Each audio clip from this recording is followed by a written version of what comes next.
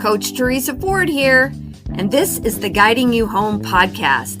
This is a thought-provoking and often humorous approach to moving you closer to the only one who can genuinely help you live a life of abundance and prosperity. Sound good?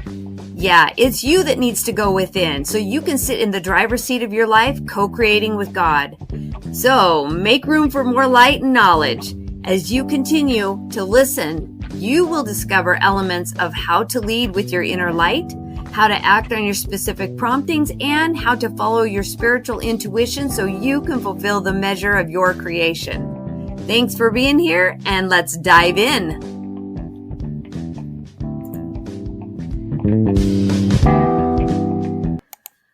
Melissa, I'm so excited to have you on my podcast, Guiding You Home, where you build the confidence to go within, to get the answers. I always say I give people the answers to the test because the answer is here. It's in them already. Now, you have had a remarkable journey, and you are a newly published author. So tell us about your book. Okay. I want you to tell us about your book, and there is a profound journey that goes with that is in your book, but to experience it in person with you. I want our audience to experience your journey with you. Okay. Well, thank you. I'm so honored, and I just love your light. I always feel like you're a big ray of sunshine for me. So I'm so excited to be here. My book is called The Truth Behind the Smiles. And it was a calling after my husband died by suicide in March 2022. And there was this very strong calling after that to use my voice and not to hide. For example, people kept asking, what do you want us to say how he died? And I said, died by suicide. And people were really caught off guard that I was like so direct. And I said, there's no more hiding. I felt we no more hiding because my husband and I, we hid so well behind our smiles for too long. And it was a huge disservice for us. And this book was called upon me to share my entire truth, everything from childhood to who I am, the mother that I am, that I went through, and the loss of my husband to suicide, and then what happened after, and the tools that I have learned over time. I always felt, because I wrote my book just a year and a half after he passed, I felt, this is too soon. I still have so much to learn. Right.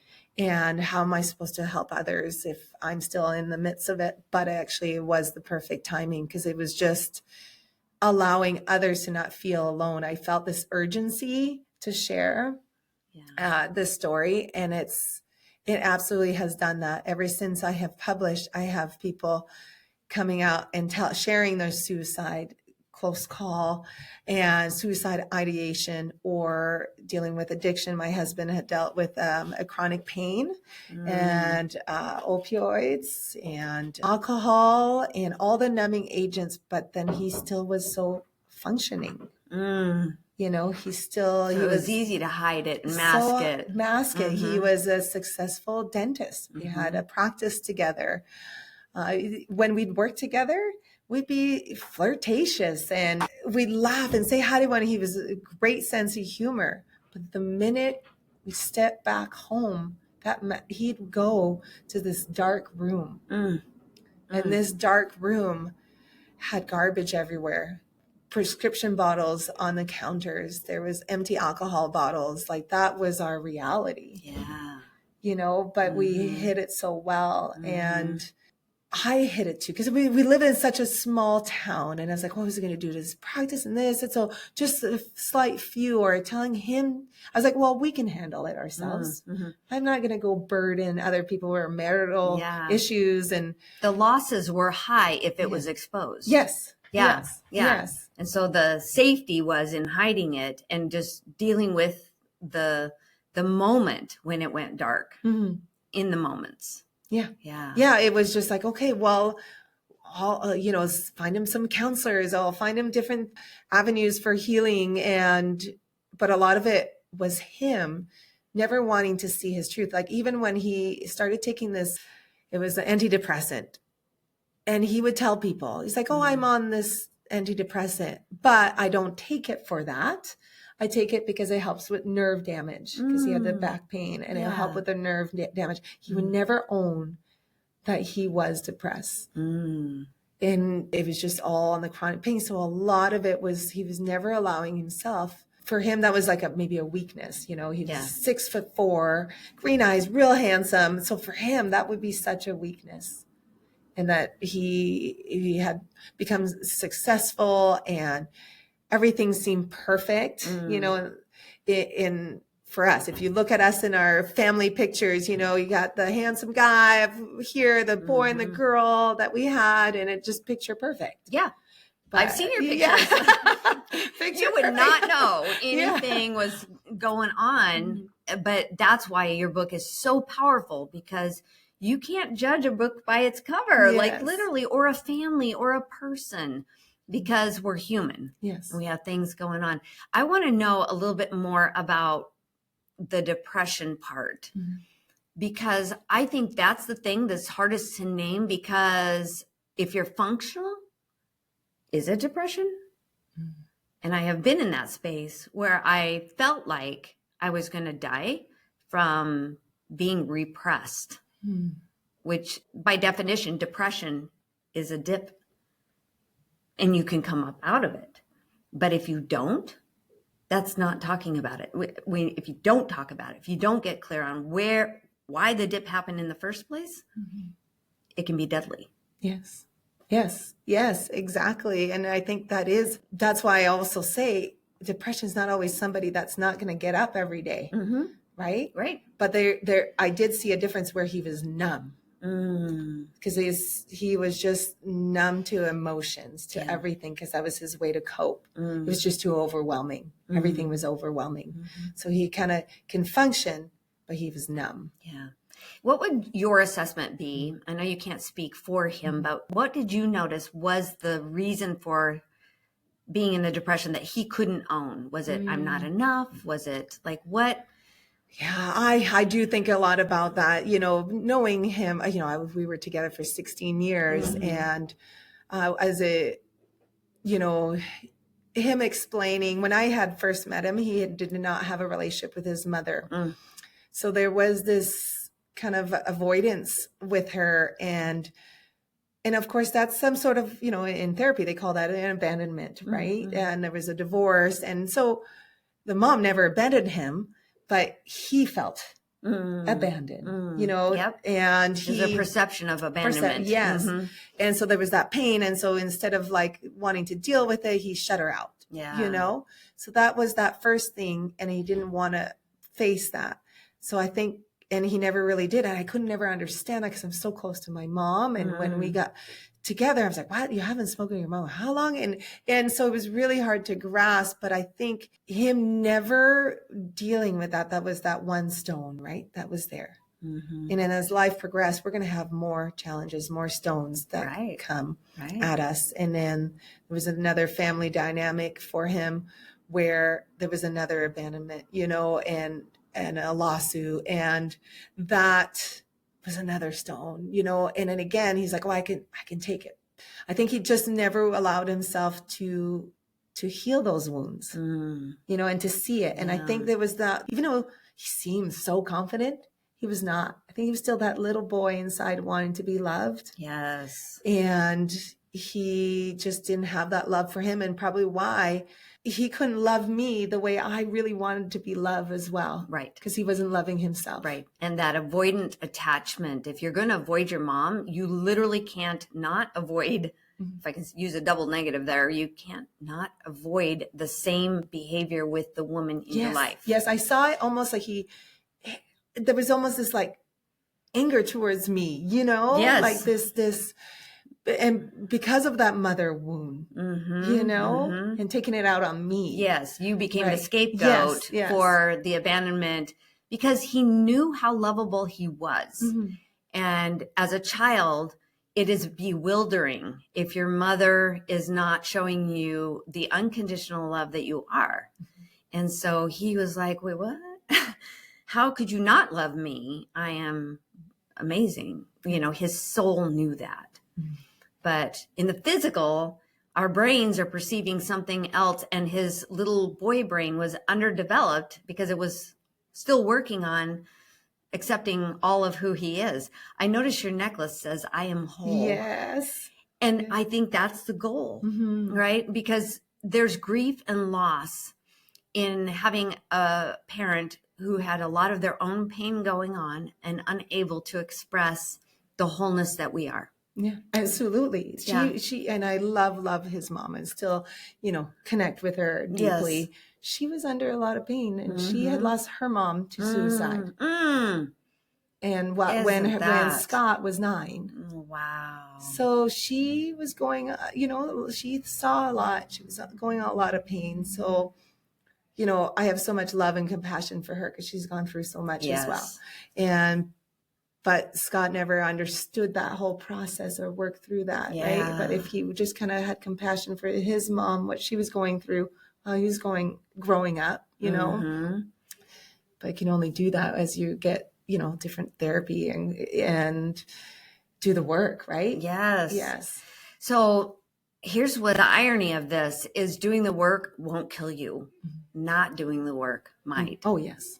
Absolutely. And if it doesn't take you out of the mortal body, it can take you out of the happiness you deserve down the road. The connection, the unconditional love, the lack of judgment of yourself. Yes. Because that's what was deadly to him, was the judgment that he had about himself, which if you pull it back, it wasn't about him at all. It was his mom's pain. And she had to deal with her things the way she needed to deal with her things, losing her mother. But Scott's life didn't have to end if he had realized that he had more to lose not talking about it. Yeah, absolutely. Because now my children are growing up without a father. They lost their father. So that trickles down, that repeats itself. But I said, no more. So that's my big goal writing this book. I want to stop the generational, whatever you want to call it, curse, the generational patterns. Yeah. It needs to stop now. Yes.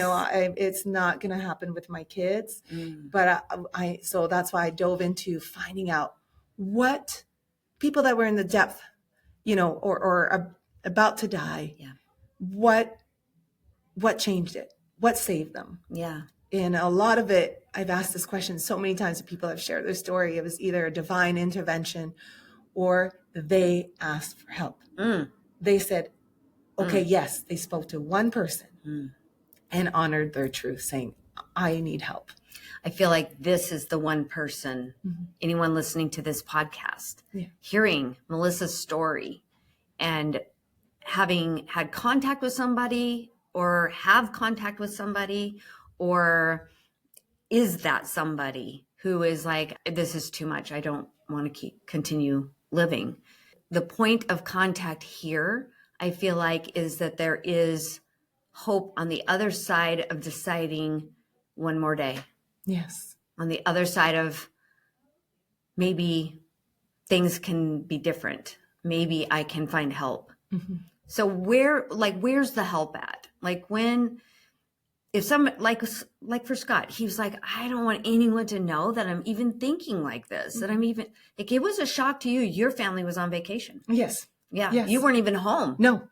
So you were dealing with this whole thing from it was the strangest, for me, we were at a resort, and for me to go outside and everyone's happy, it's Maui. And I'm like, I felt like I was in a cloud. I was like, nobody knows what just happened to our family.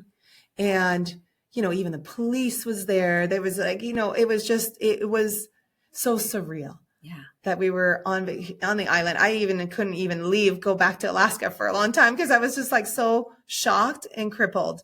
Finally, a friend was like, do you want us to book you the flights home? But I was almost scared to fly home. It was the strangest thing to fly home without Scott. Yeah.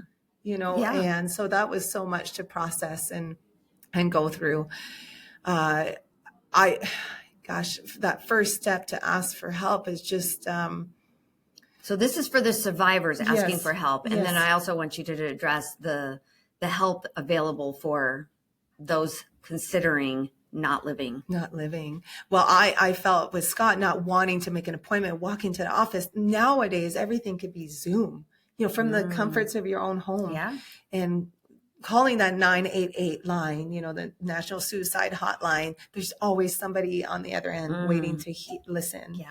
And I think that is the first step. And even if you you're dealing with someone's suicide, you can call that 988 line too and ask them for tips or advice and whatnot. And for myself, as far as the help that I was able to get, the best advice that I had at the hospital was from this organ donor specialist.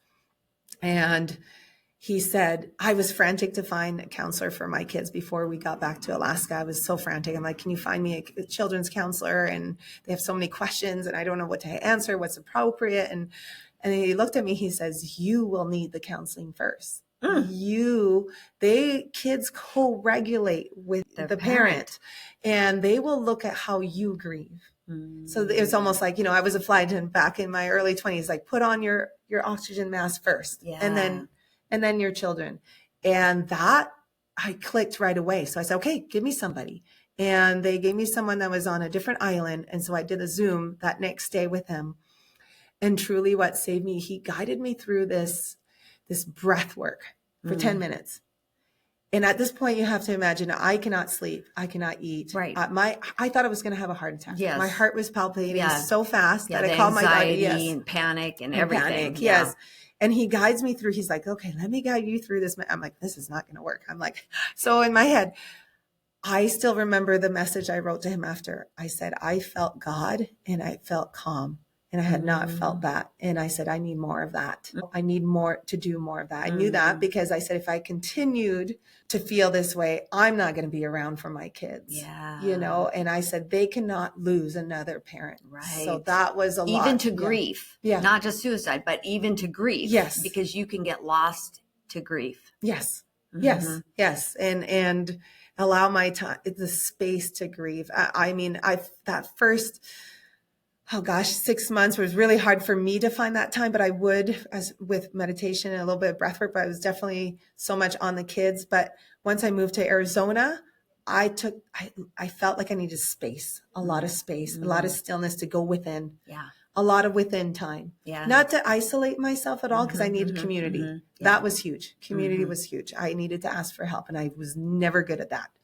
Very hyper independent. I had become that because my husband, I did not trust him to be alone with the kids by the end. So I was very hyper independent with everything. And so, but going within, finding that stillness, I was able to process and connect the dots, and finding a fantastic counselor that did parts work with me, inner child work, breath work. That's why now I'm breathwork facilitator, because I needed to learn this gift because it saved my life. Yes. Through PTSD, I was one to hold emotions. I never cried freely. Something I had learned from a young age to not cry in front of people and show my emotions, just smile. Yeah. And so breathwork allowed me to break through that. And cry like baby cry, like I'm crawling on the side crying after a session. Yes. And I needed to release that. So that's been a big tool for me. And a cold plunging, because it showed me the resilience, because my body was so much of fight and flight. Yes. And cold plunging allowed me to use my mind to say, it's okay. And you're not in danger anymore. And I could hold this sense of overwhelmingness could subside. And now my kids love cold plunging. I know. On her social media account, it's just showing her kids are cold plunging, and they are the picture of calm. they are from Alaska, though. So they were born, going glacier-fed lakes in Alaska.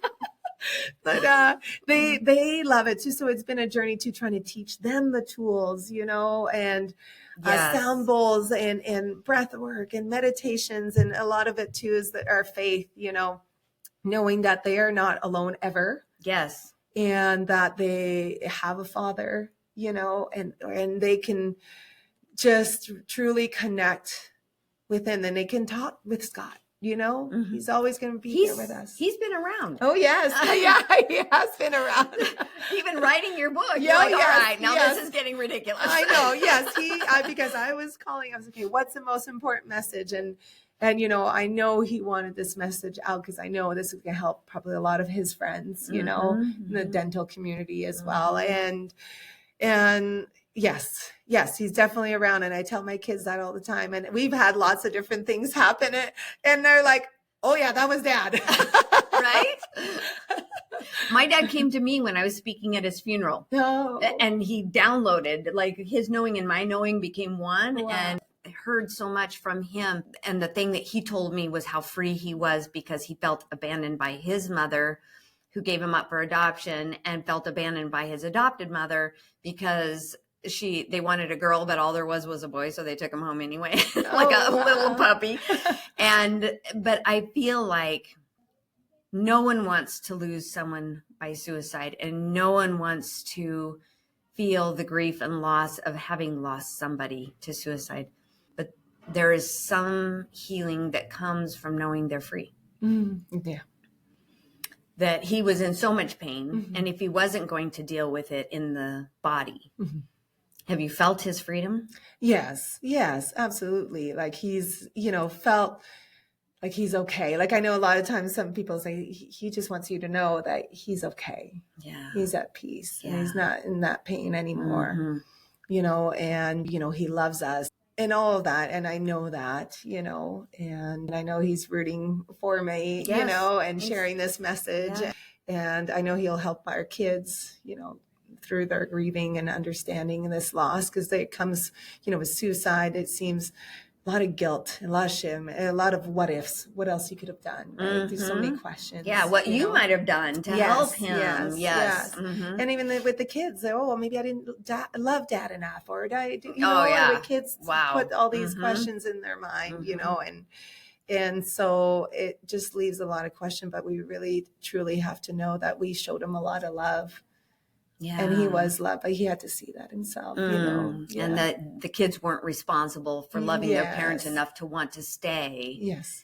Because they can make it about, I wasn't enough for him to want to stay. Yes. And that's the hard part, because as a mother, you're just right there. Oh, yes. Come here. Yes. Let's talk about that. Yes. But you have excelled at that, opening up the conversation around suicide, opening up the spaces to hold grief and loss, and how to move through that. And there is no timeline to grief. No. Like, you can't hurry it up. You can't get over it. Just get over it. It's in the past. It's like, no. You must feel it. Yes. There's definitely these ebbs and flows. I see it with our family. It'll just hit us at different things or different triggers, different. Just even the other day, somebody picked up, we were having people over for dinner, and somebody picked up Scott's guitar. And that really triggered my daughter. So there's different little things that it still hurts, it's still painful and still deeply missed. And, but with my kids, I've learned so much how to navigate their grief and allowing them. I have these even feeling cards where they can look at and how to process that anger too. There's a lot of anger and anger is loud sadness. Yes. So when people are expressing their anger over, somebody who appeared to be doing something against your wishes, it's just loud sadness. Yeah. Deep within. Yeah. And so I'm still navigating. It will be a lifetime thing, with the kids, but you don't forget that you heal, process, and realize that you still have a life to live. Yes. And I do. We have a beautiful life, and I'm so grateful for where we're at right now. And just seeing my biggest honor is to see my kids thriving. Yes. Thriving, even though they lost their dad. Matthias was 6, Sophia was 8. And that was a very traumatic event in their life. But I think they're able to show light and hope for others too. I think being of service for them too, I definitely see them being very much a part of what my passion or calling is. Yes. And sharing their journey. They get kind of excited that I talk about Dad and who he was, and that keeps his legacy alive. Yeah. They're thriving because you're thriving. Yes. Yeah. True. Very true. That is how that works. True. Yes. And I'm so proud of you. Thank you. You did some hard stuff. Like you were blindsided by it. Oh, yes. Yeah. And I just want to just honor you in all your light and all your love, and that you have chosen this path to accelerate the message that there is life after Yes. suicide. Yeah.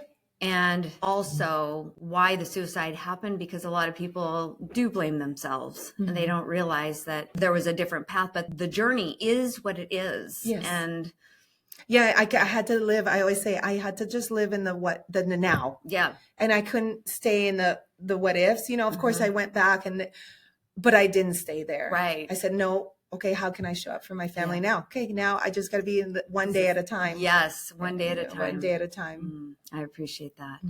Thank you for being here and sharing your book. Tell us your book name again. Yes, it's The Truth Behind the Smiles, and you can buy it on Amazon. I even recorded my own voice on Audible as well. And on social media, Instagram, I'm Melissa_gratitude.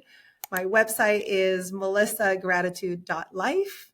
And that's how we can connect. I'd love, I do breath work facilitator as well. I could do virtual in-person groups because I know that saved my life. You're a gift to us all. Oh, thank you.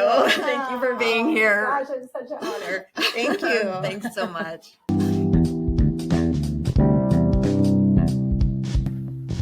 Thanks for listening. I invite you to leave your feedback and share your aha moments as you listen to this podcast. Also, you can access more information or any of the programs, courses, or worksheets that I've mentioned on these episodes on my website at teresaford.life. Or what I would really love is for you to connect with me on Instagram at teresaford.coaching and on Facebook at Coaching with Teresa Ford, so I can give you more interesting insights and further coaching to help you fulfill the measure of your creation.